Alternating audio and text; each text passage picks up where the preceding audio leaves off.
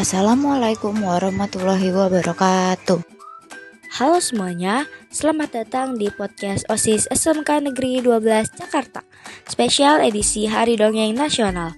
Saya Mesito Nurbilah dari Divisi Humas, dan hari ini 28 November bukan hanya sekedar hari biasa, tapi momen spesial Hari Dongeng Nasional. Sebelum kita masuk ke segmen inti, mari kita singgung sedikit tentang mengapa Hari Dongeng ini bertepatan dengan ulang tahun Dr. Andes Suyadi Pak Raden. Pemilihan 28 November itu bukan kebetulan, melainkan penghormatan dan pengakuan tulus. Pak Raden bukan hanya seniman, tapi budayawan yang menggunakan media cerita anak lewat boneka unyil dan karakternya sebagai medium edukasi. Komunitas ingin momen ini jadi pengingat, seni bercerita di Indonesia punya bapak pelopor yang nyata. Nah, hari ini kita nggak sendirian loh. Seperti biasa, bakal ngobrol bareng teman-teman keren dari OSIS. Tapi sebelumnya, saya mau pantun dulu nih. Jangan lupa bilang cakep ya. Kapal berlayar membelah karang, membawa muatan ikan sarden. Dunia ajaib mulai membentang bila buku cerita kita buka perlahan. Cakep.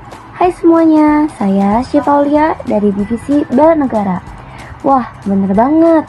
Pesan utama peringatan ini adalah untuk menghidupkan kembali kebiasaan mendongeng di keluarga dan sekolah. Saya juga punya pantun nih. Air mengalir dari hulu, berhenti sebentar di tepi kolam. Jangan lupakan cerita masa lalu, karena kita harus tahu dongeng lebih dalam. Wah, pantunnya mantul banget. Halo teman-teman, saya Zeva Marani dari kelas 10 BR1. Dongeng itu super power bagi anak. Ia merangsang otak kanan, meningkatkan kosakata, dan yang paling penting mengajarkan empati. Ketika anak mendengarkan kisah si kancil yang cerdik, mereka belajar tentang strategi. Dengerin pantun dari saya ya. Pergi ke pasar beli siwalan, jalan kaki sampai berkeringat. Pesan bijak dari setiap kisah teladan, jadikan bekal untuk hidup yang bermanfaat. Setuju banget. Hai semuanya, saya Maharani dari Divisi Dokumentasi. Kalau mendengar kata budaya dongeng di Indonesia, apa sih yang paling ada di benak kalian? Dongeng tuh kayak petunjuk hidup. Lewat dongeng, nenek moyang kita mengajarkan kita cara berinteraksi dengan alam, menghargai adat, dan menghindari bencana moral. Bener banget. Budaya mendongeng kita juga sangat erat dengan ritual keluarga. Seperti sebelum tidur, ini menciptakan ikatan emosional yang kuat. Setuju, buat saya dongeng kita adalah kekayaan variasi. Kita punya ribuan suku, artinya kita punya ribuan versi dari satu jenis cerita. Nah, kalau zaman sekarang, bagaimana sih pengaruh dongeng untuk generasi muda? Menurut saya, pengaruh paling utama adalah membentuk otak yang kritis dan empatik. Saat kita mendengarkan atau membaca, akan melatih memori kerja, mengingat alur, fleksibilitas kognitif, yaitu berpikir bagaimana jika, dan yang paling utama, empati. Saya setuju, tapi menurut saya pengaruh terpenting adalah ketahanan identitas. Kita sebagai generasi muda harus tahu siapa diri kita. Dongeng memberikan konteks sejarah emosional. Benar banget, contohnya kalau kita tahu legenda Tangkuban Perahu, kita tidak hanya melihat gunung, tapi melihat sejarah Sunda, pengkhianatan dan moral di baliknya. Ini membuat kita Indonesia banget di tengah arus globalisasi.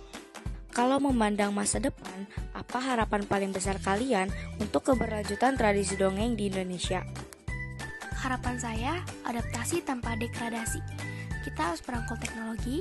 Saya berharap lebih banyak pendongeng dan kreator muda berani membuat konten dongeng Nusantara, tapi tetap menjaga inti nilai moral dari cerita aslinya. Dongeng harus ada di mana anak muda berada. Harapan saya sih, dongeng kembali ke meja makan. Saya ingin budaya storytime menjadi prioritas keluarga lagi, bukan kegiatan sampingan. Saya berharap aksi konservasi budaya lisan. Saya harap pemerintah, akademisi, dan komunitas bekerja sama secara masif untuk mendokumentasikan dongeng-dongeng dari daerah-daerah terpencil yang terancam hilang.